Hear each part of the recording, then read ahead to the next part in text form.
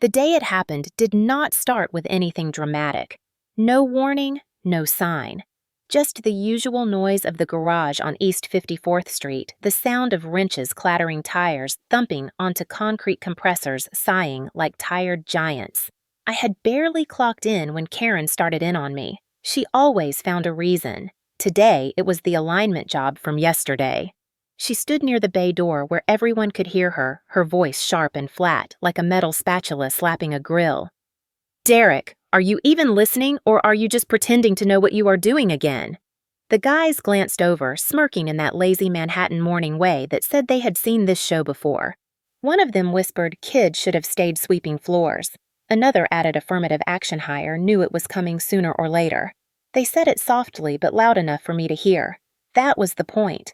I tightened my jaw and said nothing. In a place like this, every word you said could become the reason they let you go. I kept working until the smell of gasoline mixed with something sharper, a tension that slid into the room like cold air through a cracked window. The bell at the front rang. No one looked up. Customers came and went all day, and most were forgettable. But this man was not. He rushed in like someone being chased by time itself.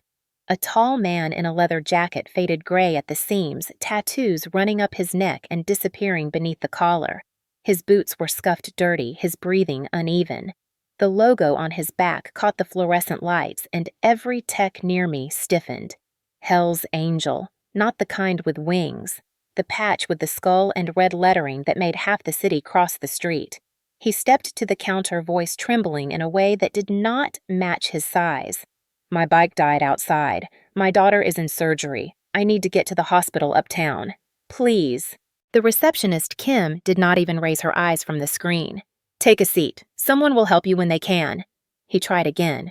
"It is urgent. I just need a jump or anything that gets me 3 miles north." One of the customers backed away from him. Another muttered something about psychos around every corner. A tech behind me said under his breath, "You can smell trouble before you see it." The biker turned slightly, shoulders tightening not in anger, but in humiliation.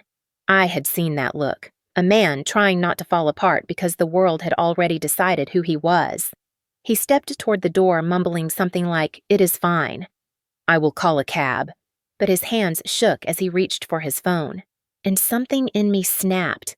Maybe it was because I knew what it felt like to be treated like a problem before anyone knew my name.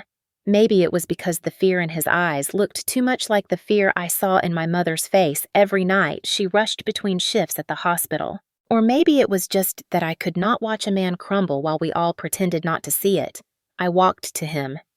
"What kind of bike?" He blinked like he thought I was mocking him. "Yamaha Cruiser, something with the ignition." I nodded toward the door. "Let me take a look." A few people actually gasped. I grabbed my toolkit and crouched down beside the bike outside. It smelled like rain and burnt metal. I checked the wiring and the starter. It was an easy fix. 10 minutes, maybe less. But before I could finish, I heard the sound that made my stomach drop. Karen's boots. Fast. Angry. Purposeful. "Derek, step away. Now." She said it loud enough for everyone inside and outside to hear. The biker froze. I stood up slowly, lifting my hands like I was under a spotlight. Karen marched toward us, face red, clipboard in hand, her eyes cutting through me. "Are you out of your mind? Working on a bike with no ticket. On someone like him." The biker opened his mouth, voice soft, apologetic. "He was helping me. I am sorry." Karen whipped around and snapped, "Do not speak." The way she said it made something inside me twist. She turned back to me. "You think rules do not apply to you. You think you can pick and choose who gets service. You choosing him over this job." I swallowed hard. My voice came out steady even though my chest felt like it was being squeezed tight. "I am choosing what is right." For 1 second, there was silence. Heavy. Absolute. Then Karen pointed at the door. "You are done here. Clean out your locker. Right now. No warning. No pause. Just like that." I stood there while she walked back inside. The biker stared at me like he could not understand why I would risk anything for him. He stepped closer and said quietly, "You did not treat me like trash. I am sorry it cost you something." I looked at him, and for the first time that morning, I felt the weight of what had actually happened. It was not just about a bike. It was about who we decide deserves help and who we pretend not to see. And that day, the garage decided I did not deserve my job. But they also decided something else. They decided I would no longer stay silent. Karen did not even wait for me to walk back inside before she started talking loud enough for everyone in the garage to hear. And in that echoing concrete room, her voice felt twice as sharp, slicing through the noise of impact wrenches and pounding hammers. Derek just threw away his job for a biker. She announced like she was performing for an audience, and the audience was all too eager to watch. A couple of the techs exchanged glances that said they would never have done anything so stupid. One of them muttered under his breath, "Should have minded his own business, man," but loud enough for me to catch it. Another shook his head and smirked like my firing was a halftime show put on for his entertainment. I kept walking, refusing to let them see anything on my face. The biker followed me in slowly, his presence drawing the same cold reactions it had the moment he stepped inside. Customers gathered their things, some quietly edging toward the exit, others straight up abandoning their coffee to avoid standing near him. A woman whispered, "I told you these places attract trouble," as she hurried out the door. The biker stood there in the middle of the garage with his shoulders slightly hunched like he was trying to make himself smaller. He breathed out shakily. "I did not mean to bring you any trouble. I did not do anything I said, which was only half true. I had done something. I had cared, and care was apparently a fireable offense." Karen stomped toward us, her face a red flare of authority wrapped in frustration. She did not look at the biker when she spoke. She spoke past him through him like he was a stain she wanted wiped off the floor. "You, out, now." Then she turned to me with a stiff smile that had no warmth in it at all. "And you can pack your toolbox. You are finished here." The biker lifted his hands, surrendering to her tone. "Ma'am, I was just trying to get to my daughter. You will not say a word in my shop," she snapped, like he did not have the right to breathe in the same room. He closed his mouth. His jaw tightened, but his eyes softened toward me. "Derek, do not ruin your life for me." Karen scoffed. His life ruined itself. I had to clench my fists to keep from reacting.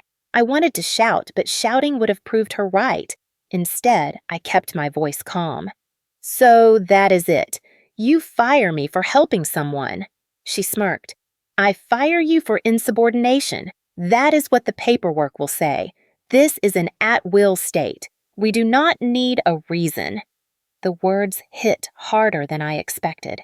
In that moment, I understood why she had waited until there was a crowd. She wanted an example. She wanted others to see what happened when you defied her. She wanted fear, not fairness. The biker exhaled frustration and guilt swirling on his face. "Listen, kid, I can take it from here. I will find another shop. I will run. I will walk. I do not want to cost you your job." Then his voice cracked. "She is 11. My daughter. She is scared." My chest tightened. I knew exactly what it was like to be young and scared in a hospital room. My mother had lived half her life in them as a nurse. I had grown up in those hallways. So I said the one thing I could manage: "Go. Leave now. Get to her." He nodded, once firm, emotional, grateful, in a way that made my throat burn. Before he left, he pressed something into my hand. A folded piece of paper with nothing written on it except a phone number. "In case you ever need help," he said. His voice was low, steady, and full of weight. And then he walked out of the shop, stepping back into the chaos of the city that looked at him with the same suspicion the garage had.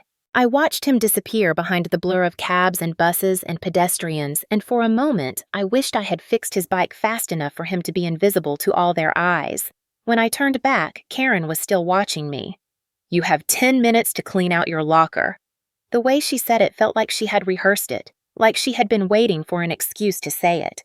I walked past her without a word. Every step felt heavier than the one before. Not because I was ashamed, but because I had finally been pushed out the door for something that should not have been wrong. I passed the other techs who parted just enough for me to squeeze through like I carried something contagious. One of them leaned in and whispered, "See what happens when you play hero." Another chuckled, "There goes the kid." I did not look at any of them. I went to my locker, opened it, and stared at the few things inside. My gloves, my torque wrench, my mother's old bracelet wedged in the back from the time I forgot to take it off before work. I packed them slowly, carefully, not because I needed to, but because something inside me needed the time. When I finally zipped the bag closed, I stood for a moment in the silence of the locker room. The garage outside sounded distant, like someplace I had never belonged to at all. And maybe I never had. When I walked out with the duffel bag on my shoulder, Karen stood there with her arms crossed, satisfied. This is what happens when you break protocol. I met her eyes. No, this is what happens when someone cares more about rules than people.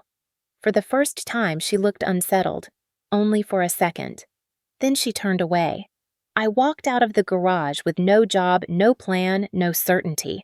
The cold air slapped my face as I stepped onto the brick sidewalk. But the strangest thing happened. I did not feel small. I felt seen, even if it was only by the biker whose name I still did not know. I walked for almost an hour before the noise in my head finally settled enough for me to hear anything past my own heartbeat, and Manhattan felt different that afternoon. Colder, sharper, as if the whole city knew I had just lost something and decided to test how much more I could take. I kept replaying the moment Karen pointed at the door, like I was trash she needed swept out, and the way everyone stayed silent, pretending the situation had nothing to do with them. I had expected anger to hit me first, but what came was something smaller, sadder, like the weight of years of being underestimated had finally cracked open and spilled over. I sat on the steps of an apartment building on 47th duffel bag between my knees, watching strangers pass without a single glance at me. This man who had given 2 years of his life to a job that tossed him out like spare parts. And for a few seconds I felt invisible in a city overflowing with people. But then my mind drifted back to the biker, the panic in his voice when he said his daughter was undergoing emergency surgery, the hospital bracelet under his sleeve, the way everyone judged him before he even spoke. And I remembered how he held that water bottle like it was the first kindness he had been offered all day. That memory grounded me. It was the only thing about today that made sense. I found myself walking toward the hospital without even deciding to. It was the same hospital my mother sometimes picked up extra shifts in, so when I reached the front entrance, the smell of antiseptic and cafeteria coffee felt familiar enough to keep me moving. I did not go inside right away. I stood across the street watching the revolving doors spin as people rushed through them, each carrying their own fear or hope. And I wondered if the biker was still in there, or if he had already gone home exhausted, grieving, maybe relieved. I almost turned away when I heard someone behind me say, "You came." I turned, and there he was, the biker jacket zipped, halfway, exhaustion draped over his face like a second skin. His eyes were red, not from anger, but from something deeper. The kind of exhaustion only a parent with a sick child would understand. I did not know his name yet. He did not know mine. But when he stepped closer, the weight of what had happened in that shop hung between us. I asked him the only thing that mattered. "How is she?" He exhaled, shoulders sagging. "Stable. They said the surgery went as well as they hoped." I could tell by the tremble in his hands that he had cried on the elevator ride down, or maybe in the hallway outside her room, the way grown men cry when life corners them too hard. I felt something unclench in my chest. "I am glad you made it in time." He nodded, but the gratitude in his eyes was sharper than the cold wind cutting through the air. "You got me here. You did not fix the bike completely, but you tried, and no one else in that entire place even gave me a chance to open my mouth." I shrugged, embarrassed. Anyone would have done the same. "No," he said, voice thick, "they would not have. I have been wearing this jacket for 30 years. I know exactly how people look at me. I have seen folks cross the street just because they saw a patch. But today hurt worse than usual." I swallowed because I understood that feeling. Not his exact life, but the experience of being misjudged before you even say a word. He sat next to me on the edge of the planter like we were two strangers waiting for a bus. "I am Ray," he said finally. "Derek," I answered. He nodded slowly, turning the name over in his mind like it meant something. "Well, Derek, I owe you bigger than you know." He rubbed his face, looking older than he had in the shop. "You saw me as a father. No one else even gave me the dignity of a person." His voice cracked and he shook his head. I should have never brought that mess to you. I cost you your job. You did not, I said. She was waiting for a reason. You just walked in at the wrong time wearing the wrong jacket. He gave a dry laugh. Story of my life. We sat there in silence for a few beats, watching a taxi drop off a woman carrying flowers and a child holding a stuffed bear. Life moved around us like it had no idea two people on a cold sidewalk were trying to put their pieces back together. Ray pulled something from the inside of his jacket. It was the paper he had pressed into my hand earlier, his number still written in rough ink. I meant what I said. Anything you need. Anything. I took the paper again, folding it carefully.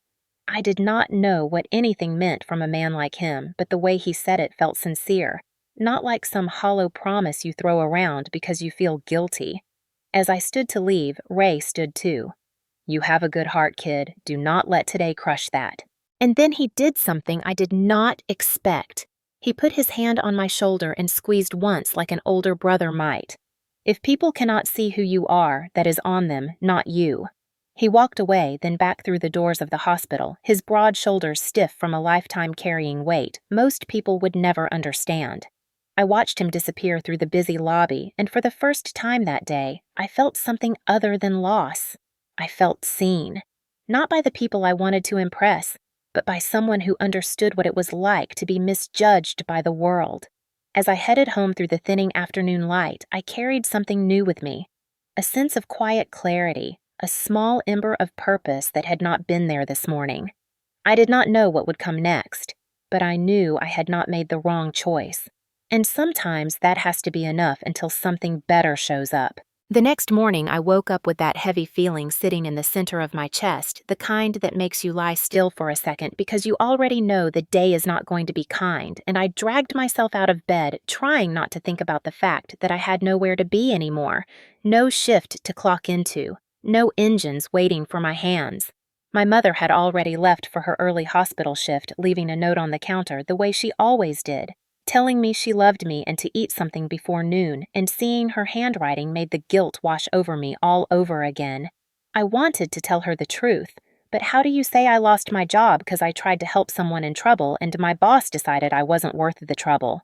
I stepped outside into the brisk air and pulled my hoodie over my head, walking aimlessly through Harlem as the city shook itself awake, taxis, honking delivery trucks rattling down the street. People hustling to work with coffee cups in hand, everyone moving like they had purpose. I stopped outside a corner market I'd passed 1,000 times, and for a moment, I imagined myself walking in with grease stains on my jumpsuit, grabbing an energy drink before work like I always did. But then the vision slipped away because I didn't have a jumpsuit anymore or a job to go to. By noon, I made my way back toward the garage, not to go inside, but because some part of me needed to see it again. Needed to understand that yesterday really happened. I stood across the street and watched the shop like someone watching their old life through a window. Techs walked in and out. Karen paced around inside, looking important. Nobody looked like they missed me. That stung more than the actual firing. I was about to turn away when two of the techs from yesterday stepped outside for a smoke break. They did not see me at first. One of them said loud enough for the street to hear, "You hear the story Derek stuck up for some Hell's Angel. Heard he damn near fought Karen over it." The other scoffed. Dude was asking for it. Helping one of those people. What did he think would happen? The way they said those people made my stomach tighten. It was the same tone people used when they talked about gangs or criminals or neighborhoods they refused to drive through. I stepped backward, careful not to draw attention, heart sinking. If this was how my coworkers talked, I wondered what strangers were saying. I found out sooner than I wanted to. At a coffee shop 3 blocks away, 2 construction guys at the next table were talking. One shook his head. "I heard about this kid getting fired for defending some biker at a shop downtown. Guess he didn't know better." I stiffened. My name wasn't mentioned, but the story was close enough that I knew he meant me. I left without buying anything and headed toward Midtown, but it didn't get better there either. A guy who used to bring his car to our garage walked right past me on the sidewalk, narrowing his eyes like he recognized me. When he realized he did, he changed direction to avoid me entirely. I kept walking each step heavier than the last, wondering how fast a city could turn you into a villain in a story you never asked to be part of. Around 3 in the afternoon, I ducked into a small bodega to pick up something cheap to eat, but when I stepped up to the counter, the older man behind it looked me over like I was trouble. "You that mechanic on the news?" he asked. My stomach dropped. "News," I said. "Social media," he corrected. "Someone posted about what happened at your shop. Folks are saying you defended a criminal biker." My hands felt cold. He wasn't a criminal. He's a father. The man shrugged like that didn't matter. People only see what they want. Sometimes it's easier to pick a villain than a victim. I walked out feeling like the whole city had decided who I was before I could even speak. The weight of it pressed down on me so hard I had to stop walking. I leaned against a railing, gripping it until my knuckles went white, trying to breathe through the tightness in my chest. It wasn't just losing the job. It was the feeling of being watched, judged, talked about by people who didn't know me at all. The same thing Ray lived with every day was now sitting on my shoulders too, and I understood him even more than I had yesterday. By the time evening came, I couldn't take wandering the city anymore. I took the train home, the rattle of the tracks ringing in my ears, and I tried to convince myself the worst of it was over. But when I reached my building and headed into the stairwell, someone had taped a piece of paper to the wall right beside my door. I froze when I saw it. The handwriting was sloppy, rushed the marker bleeding through the edges of the cheap paper. It said, "Stay in your lane."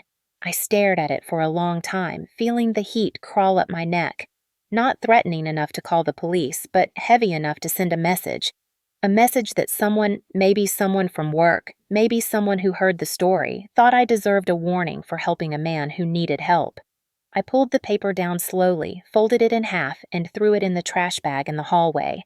My hands shook the entire time. I stepped inside my apartment, shut the door behind me, and pressed my back against it while the weight of everything pressed down harder. The city had decided. I was wrong. I was foolish. I was stupid enough to stand up for a man people didn't think deserved to be stood up for. And somehow that meant I deserved to fall too. I sat on the edge of my bed, exhausted, angry, scared, and strangely proud that I had not walked away yesterday, even if everyone else thought I should have. I was still sitting there staring at the floor when my phone buzzed once. A text from an unknown number. It said I heard what happened. "I'm outside." I froze. Then I stood, walked to the window, and pulled the curtain aside. And there he was, Ray, standing on the sidewalk. Waiting. Ray stood on the sidewalk like he'd been carved straight out of the city itself, solid, still watching my building as if he had been there for hours, and for a second, I wondered if I was imagining him. I threw on my shoes, walked downstairs, and when I stepped outside, he didn't greet me with a smile or a joke. He just nodded once, the kind of nod a man gives when he knows you've had a day so heavy it bent your shoulders. "Mind if we walk?" he said quietly, and I followed him toward the avenue without asking where we were going. The city lights flickered across the chrome of passing cars, and the cold felt sharper than usual. But Ray walked like he wasn't bothered by any of it, like he'd lived through worse weather than anything Manhattan could throw at him. I didn't know what to say. Part of me was embarrassed he'd seen the note on my door. Another part was grateful he was even here. He broke the silence first. "Heard you caught heat today. Folks talking. Internet, too." I let out a breath I didn't know I'd been holding. "Everyone thinks I defended a criminal. They think I'm stupid. They think I threw my life away for a mistake." Ray stopped walking and turned to face me under the sickly yellow light of a street lamp. "Derek, what you did yesterday was not a mistake. You looked at me and saw a man trying to reach his child. That ain't stupid. That's human." His voice was rough, steady, the kind that carried a lifetime of things unsaid. We started walking again, and after a block of silence, I finally asked the question that had been eating at me. "Who are you really?" Because the way people reacted, it felt like you were more than just a biker with a broken-down bike. Ray let out a low laugh, not mocking, just tired. "Guess it's time I told you the truth." We turned into a quieter street, the noise of the city fading as we reached an empty bench near a closed bookstore. Ray sat first. I sat beside him. The night air wrapped around us, and he stared straight ahead when he spoke. "I used to be a mechanic, too. Me and my brother started our first garage in Queens when we were barely older than you. Didn't have money, didn't have a fancy name, just a beat-up lift and two sets of hands that didn't know how to quit. As he talked, something in his voice softened, like remembering those early days hurt and healed him at the same time. We built it from nothing. Word got around that we were honest, fast, and fair, so people kept coming. Then my brother had the idea to expand. He's the brains, always was. Turns out he was right. One shop became 2, then 5, then 10. You've probably seen the logo on half the garages in this city. It took me a second. No way! You mean your brother is the CEO of… He nodded. The same chain you got fired from yesterday. My mouth went dry. Suddenly, the dots connected in a way that made my heart pound. The CEO who visited the shop sometimes. The reputation for being fair. The sudden tension when they saw the biker jacket. They didn't know who Ray really was, and he didn't tell them. Why didn't you say something yesterday, I asked, confused. If they knew who you were… Ray turned to me, eyes steady. Because that's the problem. People treat me like dirt unless they know I'm connected to someone important. If I walked in there looking like a CEO's brother, the whole room would have jumped to help. But I wanted to see how they treated me when they didn't know. I didn't know what to say. He wasn't wrong. He went on. And you didn't hesitate. You helped a stranger even though everyone else backed away like I was poison. You saw me as a father trying to reach his little girl, not as someone to fear. His jaw tightened like he was holding back something heavier. Most people don't do that anymore. The world judges you before you even open your mouth. I swallowed hard. So, your daughter… she okay? He nodded slowly. She's recovering. Doctors say it was close. If I'd arrived 10 minutes later… He didn't finish. He didn't need to. We sat quietly for a moment, the weight of that sentence sitting between us. Then he said something that sent a strange shiver through me. When I told my brother what happened, he didn't believe me at first. Not the part about getting ignored. He's seen that before. But he didn't believe someone on his payroll had the guts to help me when everyone else walked away. I blinked. You told him about me. Ray nodded. I told him everything. How you stood up to your boss. How you kept working even when she yelled in your face. How you didn't care about who I was, only that my kid needed me. But there's something you need to understand. I didn't tell him so he'd give you anything. I told him because men like you deserve to be seen, not rewarded. Seen. My chest felt tight, not in a painful way, but in a way that made me feel exposed, like he saw parts of me I'd never said aloud. But I didn't save the day I said quietly. I didn't fix everything. I lost my job. Ray shrugged his eyes still forward. Sometimes doing the right thing costs something. Doesn't mean it wasn't right. The city hummed in the background, cars rolling by like distant waves. I looked at him, really looked at him for the first time, and realized he wasn't the stereotype people feared. He wasn't the caricature social media loved to paint. He was a man carrying scars, stories, losses, and the kind of wisdom you only earn by surviving things most people could never handle. There's something else I should tell you, he said after a long pause. My brother, he's not promising anything. He's not a magic wand. But he wants to hear your side. He's reviewing what happened. That doesn't guarantee anything. I nodded slowly, appreciating the honesty. So you're saying there's a chance I asked? Ray gave a half smile. I'm saying he knows your name now, and sometimes that's where change starts. We sat there until the street grew quiet, two men who shouldn't have had anything in common but now shared something no rumor or headline could erase.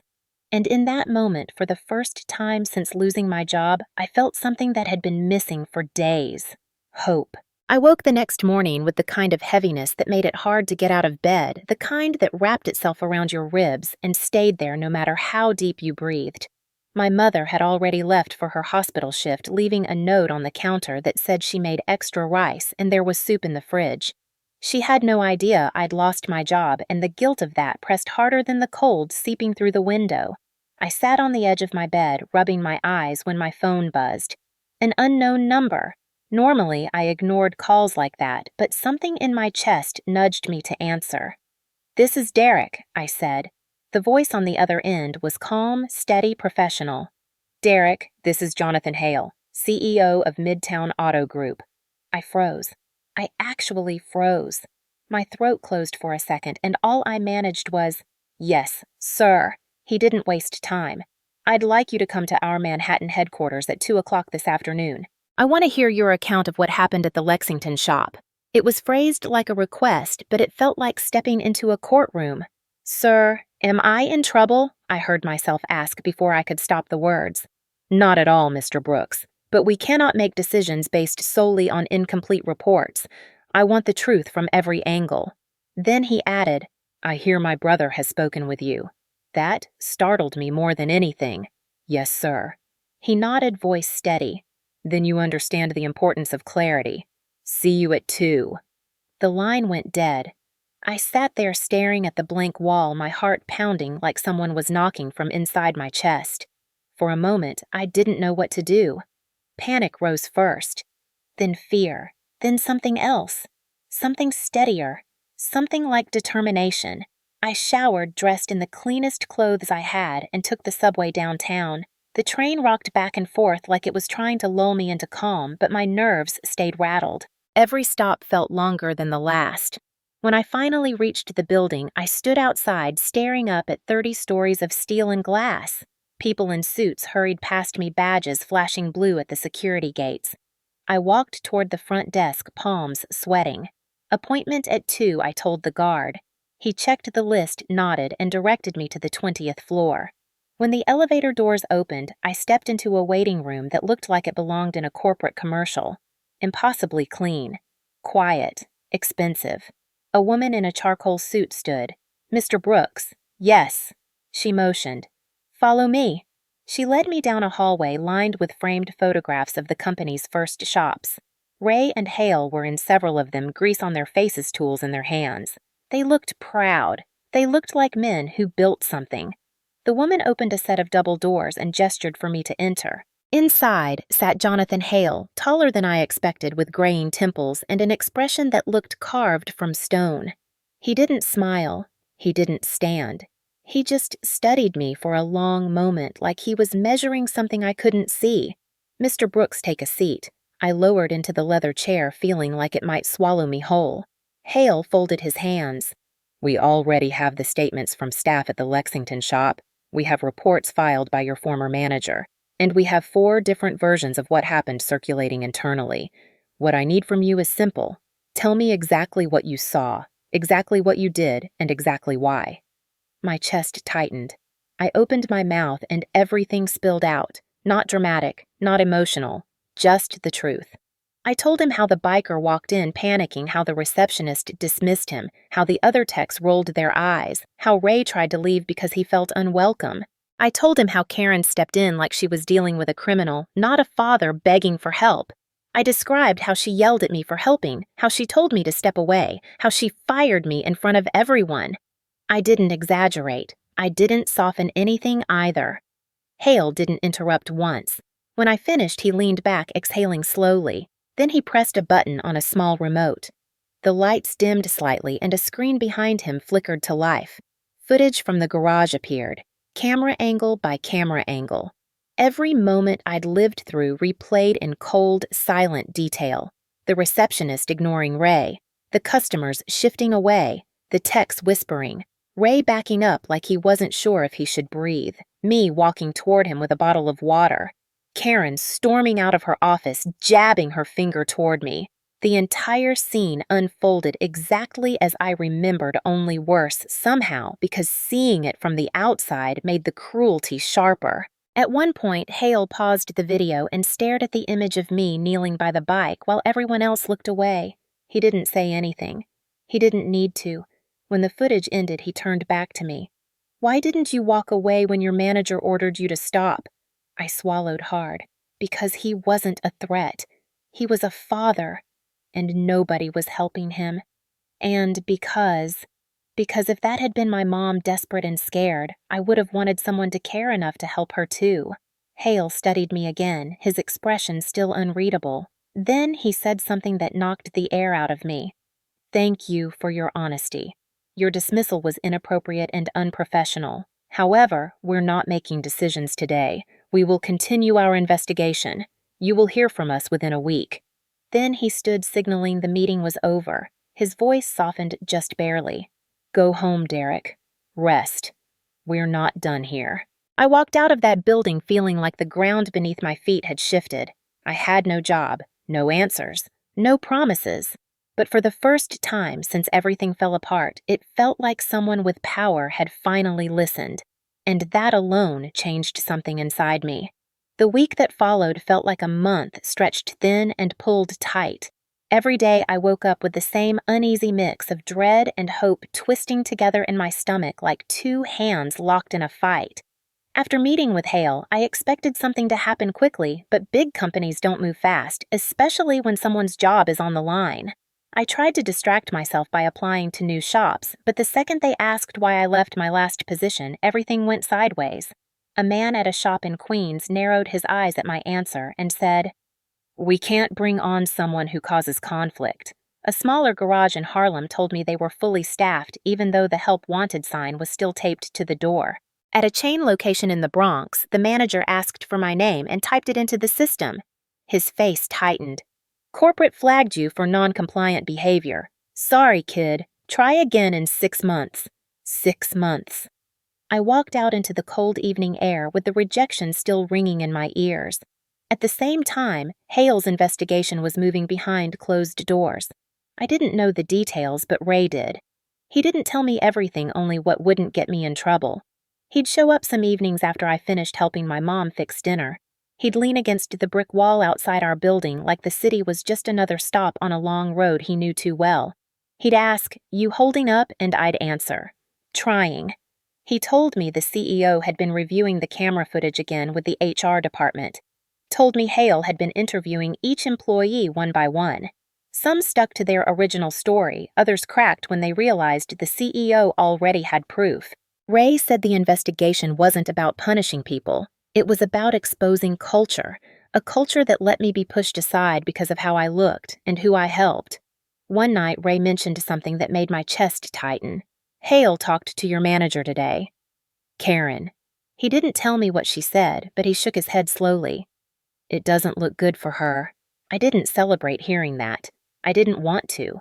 Part of me still remembered all the nights she stood behind me during late shifts, pointing out mistakes, correcting me, teaching me things, even when she did it with an edge. She wasn't just cruel, she was complicated. But her cruelty that day had cost me everything. A few days later, Hale requested access to all internal communications from the Lexington shop. Emails, written warnings, performance reports, customer complaints. Suddenly, the investigation wasn't just about me and Ray. It was about a pattern stretching years long. I tried to stay hopeful, but the more days passed, the more the hope thinned. I checked my phone constantly, waiting for an update. Nothing. I paced the living room, sat on the couch, stood again. My mother asked lightly, "You all right, baby?" And I told her I was fine, even though my voice cracked on the last word. The next day, around noon, my phone rang. Unknown number. My heart kicked hard against my ribs. I answered before the first ring finished. "This is Hale." His voice was sharper than last time, like all softness had been carved away. "I need you at headquarters tomorrow morning. 9 a.m. "Yes, sir." Before I could ask anything else, he added, "We have what we need, that was all." But it was enough to send adrenaline racing through me until I couldn't sit still. I didn't sleep that night. My mind kept cycling through every possibility. Maybe he'd tell me they changed their mind. Maybe they'd confirm the termination. Maybe they wanted me to testify. Maybe Ray got dragged down with me. The next morning, the train ride downtown felt unreal, like I was watching someone else live my life. I walked back through the same doors, the same security gate, the same elevator.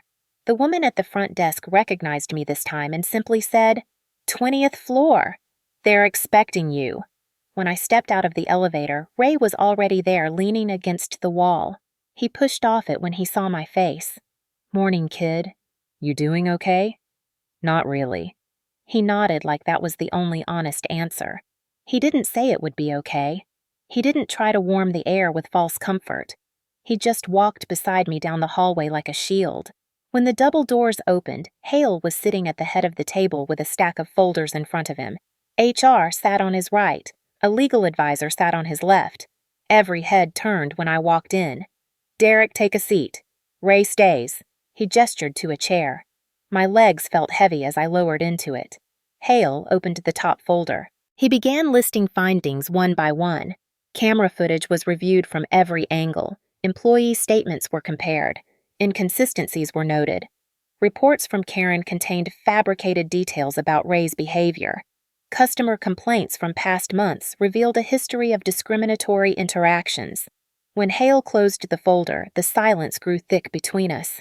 Derek, the system finally saw the truth. You were wrongfully terminated. My breath caught somewhere between my chest and throat. Before I could speak, Hale added, and tomorrow we begin making it right. The next morning I woke up long before the sun climbed over the skyline, long before the trash trucks began rattling down our street, long before the coffee shops switched their signs from closed to open.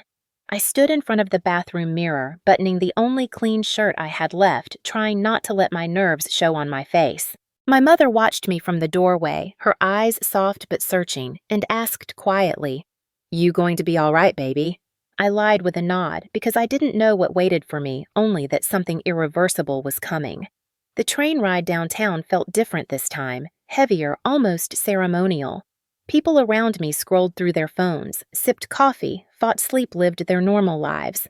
Meanwhile, every stop tightened a knot inside my stomach. When I stepped into the marble lobby of headquarters, Ray was already there. He wasn't leaning against a wall today.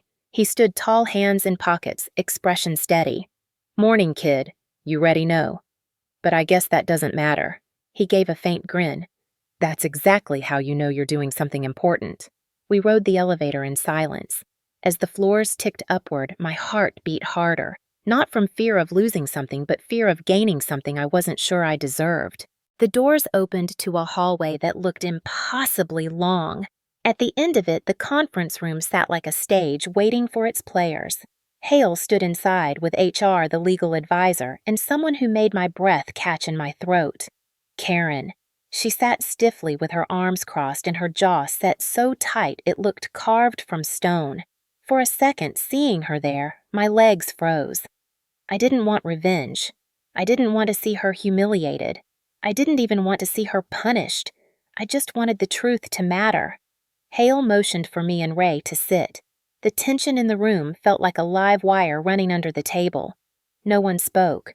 Finally, Hale opened a folder and said calmly, "We are here to address the events at the Lexington shop on the 15th. I swallowed hard as he began laying out the evidence piece by piece. First, he played the camera footage on the large screen behind him. I hated watching it. Watching myself kneeling beside Ray's bike, watching customers recoil, watching the shop freeze like I had committed a crime, watching Karen storm out the bay door, eyes blazing, posture stiff with judgment, watching myself get fired in front of everyone, watching Ray walk away like the world had turned its back on him again. When the footage ended, the room sat in silence. Then came the employee statements. Names, redacted voices, transcribed excuses thinning under scrutiny. Some claimed they felt threatened by Ray. Others said they stayed out of it. A few admitted they saw nothing threatening at all. Hale slid the papers toward Karen. "Your statement contradicts the footage." She didn't look at the papers. Her voice came out sharp. "That man was dangerous. I trusted my instincts." Ray raised an eyebrow but didn't speak. Hale did. "Instincts are not substitutes for truth." Karen looked at me, then her eyes cold, like she still saw something in me she couldn't accept. "You undermined my authority in front of customers. You caused the disruption. You escalated." My hands curled into fists under the table, but Ray rested a hand near my elbow, grounding me without touching me. Hale spoke again. Derek did nothing except help a man who asked politely for assistance. His tone didn't rise, but his words cut through the air with quiet authority. This company was built on honest work and fairness. What happened that day was neither. Karen's jaw worked as if she wanted to argue, but she said nothing. Hale continued. "After reviewing all findings, the decision is clear. Effective immediately, you are terminated." For a moment, Karen said nothing. Then she stood, grabbed her coat, and walked out without a glance back. The door clicked shut behind her like the final note of a long, unresolved song. I sat there frozen, not triumphant, not relieved, just stunned that something so heavy could fall so quietly. Hale turned to me. Derek, this is not about replacing someone with someone else. This is about rebuilding the culture we claim to uphold. I expected him to slide a contract across the table, offer me some miraculous promotion, something dramatic and cinematic like the stories you hear people brag about online. But instead, he said something slower, more deliberate. We are offering you a transfer to the Westbrook location. Fresh environment, fair management, good leadership. We want to see you thrive without unnecessary weight on your back. It wasn't glamorous. It wasn't a movie moment. But it was real, earned, logical, human. I nodded slowly, feeling something settle in my chest, something like peace. Ray leaned back in his chair and looked at Hale. Good call. The kid deserves a place to grow.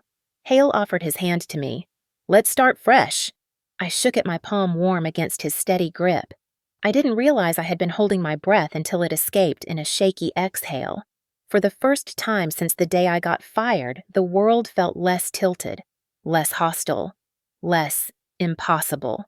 As Ray and I walked out of headquarters, sunlight spilled across the glass lobby floor. Ray clapped a hand on my shoulder and said softly, You did good in there, and tomorrow you start again. I nodded, heart heavy but hopeful, aware something was ending and something bigger was beginning. The Westbrook shop was nothing like the one I had come from. It sat tucked between a family-owned bakery and a hardware store that smelled like cedar and machine oil, the kind of place where people actually knew each other's names. On my first day, I stood outside the glass doors longer than I should have, staring at my reflection in the window. I looked the same as always, same scar on my jaw from the basketball hoop fall when I was 11, same patched-up jacket, same tired eyes. But everything inside me felt different, like I was starting life over while still carrying every piece of the old one.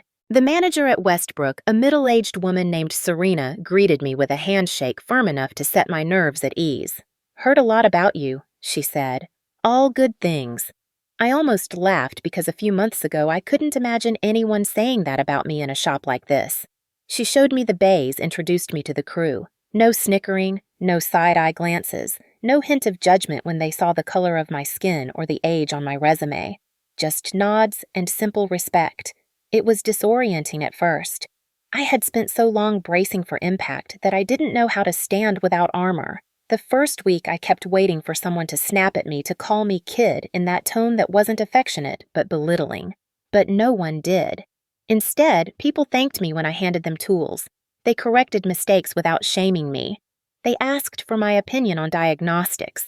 When I fixed a stalling issue on a 12-year-old Chevy that 2 other techs couldn't diagnose, Serena clapped my shoulder and said, That's what I like to see. Good work, Derek. And it felt strange, like my body wasn't used to holding compliments. By the end of the first month, I started finding my rhythm again. The fear that had knotted itself into my chest began to loosen.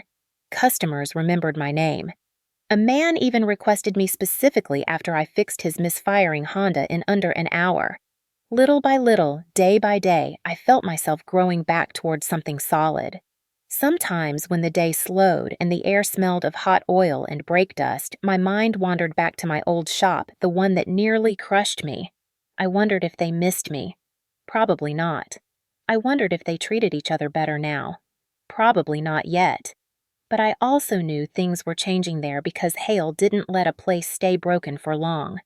Ray showed up one afternoon 3 weeks into my transfer. I heard the Harley before I saw him, that familiar hum of pipes and grit. He walked in carrying a paper bag of sandwiches and said, Lunch, kid. Your mom told me you skip meals when you stress. I didn't ask how he knew where my mom worked. Ray had his ways.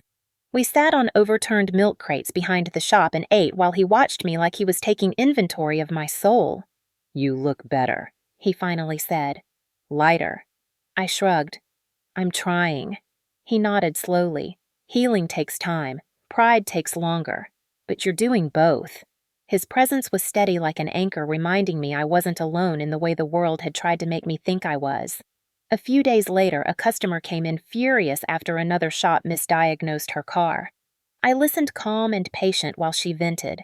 When I explained the real issue gently and clearly, she softened. At the end, she told Serena, That young man has integrity. I would trust him with anything I drive. It stunned me more than it should have. Respect wasn't something I was used to receiving from strangers. By month 2, Serena invited me to join her in morning planning meetings. I thought it was a mistake, but she said, "No, Derek. You see things the rest of us miss. I want you in that room." My voice shook the first time I gave feedback about workflow inefficiencies. But they listened. Actually listened. And when Serena implemented one of my suggestions, the team applauded me. That night on the train home, I stared at my reflection in the window and whispered, "Maybe I do belong here." I didn't notice Ray sitting across from me until he cleared his throat. "You do, kid." He had that crooked smile that hid a history I still didn't fully know. The second month melted into the third, and each day added something to me that the old shop had taken away. Confidence, purpose, pride, the ability to walk into a room without shrinking, the ability to hold my head up even when faced with difficult customers or complicated repairs. One afternoon, as I was swapping an alternator, Serena walked over with a clipboard. "We are submitting nominations for Technician of the Quarter. Your name is on the top." I stared at her, unsure if she was serious. She smiled. "Derek, you've earned it. You've earned every bit of this." I turned away so she wouldn't see the way my throat tightened. The boy who got fired for doing the right thing was becoming someone stronger, someone steadier, someone worth noticing. And every time things went right, I thought of the day I knelt beside Ray's motorcycle and chose compassion over comfort. That choice cost me everything, but it rebuilt me better than before. And somewhere inside that truth, something powerful was forming. I wasn't just surviving anymore. I was earning my place. By the time I hit my third month at Westbrook, I thought life had finally settled into something steady, something predictable in the best possible way. But I had no idea that while I was rebuilding myself piece by piece, 2 men were quietly building something around me, something I didn't see coming, because for the first time in years, I was too focused on the ground beneath my feet to notice the horizon shifting. Every morning I arrived early sometimes before Serena even unlocked the doors, and I swept the bays, restocked fluids, and checked the tools like the place belonged to me even though it didn't. I got lost in the rhythm, in the hum of impact wrenches, and the scent of rubber, in the satisfaction of solving problems with my hands. One Tuesday morning, I finished a complicated diagnostic on a Subaru that had stumped 2 shops before us. When I got it running smoothly again, Serena smiled with that proud tilt of her head she always did when she saw me growing. "Nice catch," she said. I thanked her, but I didn't know she was watching me more closely these days, evaluating not just my skill, but something deeper. Later that afternoon, while I worked on a brake job, I caught a glimpse of someone through the office blinds. It was quick, just a silhouette, tall and familiar in a way that made my stomach tighten. I thought maybe my mind was playing tricks on me, but Serena came out a moment later, looking oddly composed, almost formal in her tone, as she told me to take a lunch break even though I had just eaten. I nodded, confused, and went outside to sit on the curb with a bottle of water. A few minutes later, the black SUV I thought I imagined pulled away from the lot. I knew that vehicle. I had seen it once before outside the headquarters where CEO Hale held his meetings. I tried not to overthink it, but the truth rattled inside me like a loose bolt. Why would Hale come here? Did I mess something up? Was I being evaluated again? I shoved the thoughts down and went back inside, but Serena watched me with a look that said she knew something I didn't, and that look stayed with me for days. That same week, Ray stopped by later than usual. It was close to closing time, and the shop was empty except for me cleaning my bay and Serena finishing paperwork in her office. Ray leaned against the doorframe with that calm, observant gaze he carried everywhere. "You look tired, kid," he said. I shrugged. "Just keeping busy." He scanned the shop, the tidy bays, the order I tried to maintain like it was a language only mechanics could read. "You do more than keep busy. You hold the place together." I didn't know how to respond to that, so I just shook my head and asked about his daughter. "Stable," he said. "Getting stronger every week." Then he paused, like he was deciding whether to continue. "You ever think about taking on more?" I frowned. "More what responsibility?" he said simply. "Leadership. You've got the spine for it. Not everyone does." His words hung in the air heavier than they should have been. I wanted to brush them off, but something in his tone made me swallow hard. I told him I didn't know if I was ready for anything beyond being a tech, and he nodded slowly the way people do when they know more than they're saying. When he left, he clapped my shoulder with a firm grip. "Proud of you, kid. Keep your head straight." The next several weeks were strange, not bad, but different. Serena pulled me into more planning sessions. She asked my input on scheduling inventory, even conflict management between techs. I noticed two men in suits stop by one morning, walking through the bays with clipboards taking notes. They pretended to be insurance auditors, but the way they watched me, the way Serena kept glancing at them, told me that wasn't the full truth. Then there was the day the regional manager visited. I had never met him before. He approached me after I finished a repair, shook my hand longer than necessary, and asked questions that didn't sound like small talk. "How do you handle pressure, Derek? How do you manage team disagreements? What matters most to you in a work environment? Why does any of that matter to someone who barely knows me?" I wondered, but I answered honestly. Respect, accountability, growth, doing the right thing even when it costs you. He studied my face like he was trying to read the story behind the words. "Good," he said. "Very good." 2 days later, Ray showed up again, this time with a different energy. He wasn't relaxed or teasing. He was serious, almost solemn. "Walk with me," he said. We stepped behind the shop where the air smelled like fresh rain and the ground was slick from an early drizzle. He crossed his arms and looked at me with something like pride, mixed with warning. "You think the last few months were random? You think all this is coincidence?" I blinked, confused. "Ray, what are you talking about?" He sighed, rubbed the back of his neck, then spoke plainly. "People have been watching you. Hale, Serena, even some of the higher-ups. They've been keeping an eye on who you are when no one is looking." I stared at him stunned. "Why? Because, kid, you're the kind of man this company used to be built on. Integrity, skill, heart. And guys like that are rare now." A slow realization crept into my mind, but it felt too big to hold. Ray continued. "Hale and I have been talking. We want you back at the old shop. Not as a tech, not as the kid who got fired, as the one who rebuilds it." My heart slammed in my chest. Me. Why me? Because Ray said stepping closer, that place broke you. Now it's time for you to fix it. You earned that right. I stood there in silence, letting the weight of his words settle over me like a second skin. Change the place that almost destroyed me. Return not as the casualty, but as the force that restores it. I was overwhelmed, terrified, and proud all at once. Ray looked me in the eye, his voice low and steady. "They built this for you, Derek. They just wanted to see who you would choose to become. Now it's time for the next step." The morning I returned to the shop that had fired me, the air felt heavier than usual, thick with something between memory and warning, like the place itself was holding its breath, wondering what version of me would walk through those glass doors this time. I stood outside for a long moment, staring at the same chipped paint on the window frame, the same faded posters for oil change specials, the same echo of my boots on the sidewalk where I had stood months ago after Karen tossed my job out like trash. But I was not the same man. My hands were steadier now, my spine straighter, my heart no longer shaped by fear of being disposable. I pushed the door open quietly, expecting everything to rush back at once, but instead, a hush settled over the room the moment they saw me. The techs, some of whom had laughed at me, some who had ignored me, some who had watched silently when Karen kicked me out, froze mid-motion like I had stepped out of a different universe. Serena had prepared me for this moment, but nothing really prepares you for walking back into the place that once decided you were worth nothing.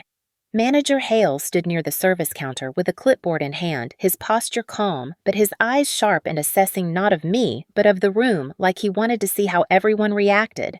Next to him, Ray leaned against a desk with his arms crossed, his leather jacket worn, but clean tattoos, visible face unreadable, except for that tiny flicker of pride he never said out loud.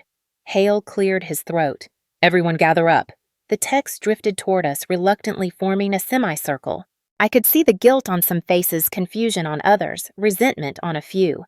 No one knew why I was here. Hale began without ceremony. Some of you know this young man. Some of you watched him be let go. Some of you said nothing when it happened. And some of you know exactly why that decision was wrong." He turned to me and gave a small nod, an invitation to step forward. My heart pounded, but I moved. "This shop is under new structure," Hale continued. "After reviewing performance conduct and culture failures, corporate has appointed new leadership to rebuild this location into what it should have been from the beginning." A few techs shifted nervously, glancing at each other. Hale's voice sharpened. "And the person stepping into that leadership role is someone who has proven in every way that matters what this place lacked: integrity, resilience, and the ability to treat others with basic humanity." He stepped aside, leaving me standing alone in front of people who once saw me as the lowest man in the room. "From today on, Derek will be your lead technician." Silence. Thick, awkward, heavy. Then shock rolled across their faces like a wave. Sam, one of the older techs who used to mock me, let out a small, incredulous breath. Marcus looked down at his boots, guilt tugging at his jaw. Jonas, the one who had spoken to me quietly the day I packed my tools, gave me a nervous but warm nod. Hale looked around the room. "Anyone who has a problem with this can talk to corporate directly." No one moved. Ray stepped forward, then voice low, steady, cutting through the tension like a blade. "He earned this. Every hard way a man can earn something he did. And if any of you doubt that, you doubt the truth." The room shifted again, softer now. I inhaled, once steady, grounding myself. "I'm not here to punish anyone." I said, my voice louder than I expected. "I'm not here to get even. I'm here to build something better. For all of us. Some of you didn't stand up for me. Some of you treated me like I didn't belong here. But this shop deserves better than what it became. And so do the people in it." A few guys looked away, their shame thick in the air. I continued. "I won't tolerate disrespect. Not to me, not to each other, not to customers. We're going to run this place with accountability, honesty, and teamwork. If you can do that, you're welcome here. If you can't, you won't stay." It was firm but fair. And for the first time, I felt like I wasn't shrinking in front of them. I was standing equal. After the meeting, people returned to their bays slowly, their eyes lingering on me less with judgment and more with uncertainty about how to approach the new version of me. Jonas approached first. "Congrats, man. You deserve it." He hesitated. "And I'm sorry about how things went down before." I nodded. "Thank you. Let's just move forward." Sam came next, rough voice low. "I shouldn't have laughed at you. That wasn't right. I didn't make it easy for him. But I didn't humiliate him either. Apology accepted. We've all got work to do." As the hours passed, the atmosphere shifted. The shop felt different, like an engine beginning to idle smoother after months of grinding. I walked the bays, observing, listening, helping where needed. Not barking orders, not flaunting authority, just leading the way I had always wanted to be led. Later that afternoon, as the sun dipped behind the buildings and the last car rolled out, Ray stood by the door watching me lock up. "Full circle, kid," he said quietly, almost proud. I closed the door and met his eyes. "Full circle, but not the end." He smirked. "No, the beginning." And for the first time since the day Karen fired me, I believed him. I believed I could turn this place into something honest, something strong, something better than what it ever was before. Because I wasn't here to rewrite the past. I was here to rebuild the future. 6 months later, the shop that had once spat me out like I was nothing had become the place I woke up proud to walk into every single morning. And some days I would stand outside the glass doors for a few seconds just to take in the difference between the man I used to be and the one I had become. Inside, the air no longer carried the thick tension of egos and fear, but the steady rhythm of a team that actually trusted one another. Bays that used to echo with sarcasm and whispered judgment now hummed with the sound of work getting done right, customers being treated with respect, and jokes that landed because they weren't aimed to hurt. My name was no longer kid or rookie or the joke in the room. It was the one they called when something was too tough, too confusing, or too important to get wrong. Hale would walk around smiling like a man who finally got to breathe. He often said the shop felt lighter, like someone had opened every window and let the old poison drift out. And sometimes, when I caught my reflection in the office window, clipboard in hand and grease on my forearm, I wondered who I might have become if Karen had never fired me. Maybe a good mechanic, maybe a quiet one, but not this version. Not the version who knew exactly how much a single choice could shift the entire trajectory of a life. Customers noticed the difference too. People who had avoided the shop before came back in steady waves. Older folks asked for me by name. Families trusted us again. Even the corporate office sent mystery shoppers twice and gave us perfect marks both times. One afternoon, a woman walked in holding a box of cookies with a note that said, "Thank you for being the only shop in Midtown that talks to my son with respect." That meant more to me than any promotion ever could. And then there was Ray. He became more than the man I had helped. More than the biker everyone judged. He became the kind of friend you do not get often in life. He checked on me on the shop on the team. He taught me things no handbook could. How to read people. How to stand my ground. How to forgive without forgetting. Some days he would stop by with coffee and we would sit on the curb outside the shop watching traffic rush by while he talked about his daughter's recovery, her first steps back to health, her first day feeling strong again. "The girl I helped you reach," I'd remind him, and he always shook his head. "The girl you made it possible for me to reach in time." One evening after closing, he showed up without warning, hands shoved into the pockets of his jacket, looking at the shop with a strange kind of softness. "You know," he said, staring at the sign above the glass doors, "you didn't just fix a garage. You fixed the men in it." I did not know what to say to that because I had never thought of myself as the kind of person who fixed people. But maybe that was the truth. Maybe repairing engines and repairing hearts had more in common than folks realized. Both needed patience. Both needed the right tools. Both needed someone who refused to give up when something didn't work the first time. One cold morning in early winter, when snow powdered the sidewalks and car exhaust curled like smoke in the air, my mother came by to see the shop for the first time since everything happened. She walked through the bays slowly, hands folded around the strap of her purse, taking in the way people spoke to one another, the way they smiled, the way they nodded at me with trust instead of condescension. I waited near the office door, nervous in a way I had not been in months. When she reached me, she put her hand on my cheek the same way she used to when I was little and scared after a bad dream. "I worried you would lose yourself trying to prove yourself," she said quietly. "But you didn't. You changed them without letting them change you." I swallowed hard because those words landed somewhere deep in my chest, in the place where memories of humiliation still lived, but no longer ruled me. We stood there in the warm hum of the shop, mother and son, surrounded by tools and engines and men who had once dismissed me but now respected me. And for the first time, I understood something simple. Everything had happened exactly the way it needed to. Losing my job, feeling disposable, walking through the cold with my toolbox digging into my shoulder, sitting on that bench outside the hospital, wondering what I would do next. All of it led me to become the man I was now, stronger, steadier, capable of building something better than the world that broke me.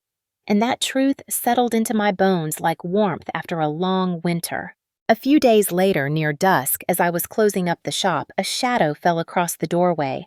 I turned to see a man standing there, shoulders tense, hands trembling, eyes darting around the room like he expected to be thrown out before he even spoke. His jacket was ripped, face bruised from something recent, breath uneven with panic. Nobody moved. The younger techs exchanged uneasy glances the same way the old crew once looked when Ray walked through those doors. I felt a ripple of recognition, like watching an old version of my life walk in wearing someone else's clothes. The man swallowed hard. "I need help. My brother is in the ER. I need someone to look at my truck so I can get back before visiting hours end." He waited for rejection, for judgment, for the door to slam in his face. I stepped forward, calm, steady, certain. "You're safe here," I told him. "Tell me what's wrong." In that moment, I realized I had become the man I needed 6 months ago. And this shop had become the place it was always supposed to be. Sometimes life blindsides you in ways you never expect, and if this story touched you even a little, I want you to stay with me for just a moment longer, because what happened to Derek is something many of us understand deep in our bones, no matter our age, our skin color, or where we come from. We have all had moments where we were judged before we even opened our mouths. Moments where we stood alone in rooms full of people who should have seen us but chose not to. Moments where doing the right thing cost us more than we thought we could afford. And maybe you know that feeling too, that quiet ache of wondering if kindness still counts for anything in a world that feels faster and colder every year. Derek's story is not just about a mechanic and a biker or a job lost and a life rebuilt.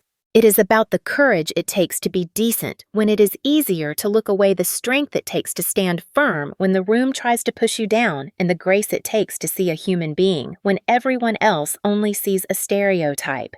People like Derek remind us that goodness is not loud, not polished, not celebrated the way it should be.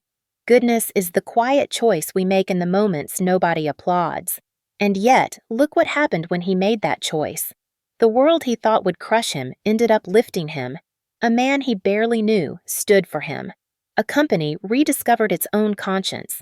A community changed its culture because one young man refused to walk past a father in pain. That is the kind of story we need more of today. Stories that show not everything is lost. Stories that remind us decency still matters. Stories that help us remember who we are beneath all the fear, the noise, the division. And if that means something to you, if you felt even a single spark of hope while listening, I want to invite you to stay connected with us. Because this channel is not about drama for the sake of drama. It is about humanity. It is about the people who were counted out but kept going anyway. The people who carried their parents, their children, their dignity through the darkest nights. The people who remind us what this country used to believe in: fairness, loyalty, compassion, second chances. Every story here is chosen to make you feel something real, to remind you of times when someone stood up for you, or maybe the times you stood up for someone else, even when nobody understood why. Maybe you see a little of yourself in Derek. Maybe you've lived long enough to know that life doesn't always reward good people quickly, but it does eventually. And if you want more moments like this, moments that hit you right in the chest, moments that make you think, that make you tear up, that make you believe we still share more humanity than we do division, then go ahead and hit that subscribe button. Not because YouTube asks you to, but because your heart is telling you these kinds of stories matter. Turn on the notification bell too so you never miss a story that just might be the reminder you needed that day. And before you go, if you've ever been in Derek's shoes or Ray's or even Karen's, if you've lived through judgment or fought to reclaim your dignity, share your thoughts in the comments. Your words might be the encouragement someone else needs tonight. Thank you for being here. Thank you for feeling this story all the way through. And thank you for believing even for a moment that kindness still has a place in this world. Stay with us. There are more stories to tell, and each one just might touch your heart the way this one touched ours.